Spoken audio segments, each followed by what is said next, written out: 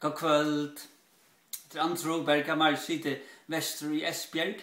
Helt med høyre bant i Janne førskan låsong koma Estland fra.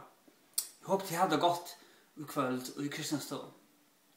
Jeg vil bare si at jeg kunne synder fra en OM-stævna som verer leier det 21. april og i kristen fellesskap tatt vi Rødår sentrum. Jeg vil bare ikke til å huske om å komme og være vidt den dagen.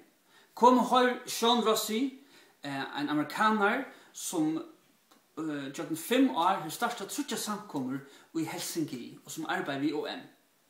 Kom og hør trutja danske samkomleier, greia synder fra avbjørngene vi være i en danske samkommer og røkka ut til dønen.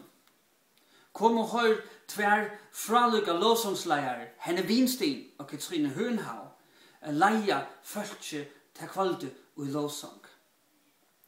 Og jeg vil bare si fra at kanskje er du lesende og du husker at du er bare noen år i Danmark og så vil du få kjødast gjøres at til førjer.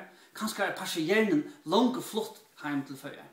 Men husker om den tøyen du hever her er at smakka av synder av dansk samkommeløyv og møte dønnen og sutja hvordan de regner å røkke ut til folk i Danmark.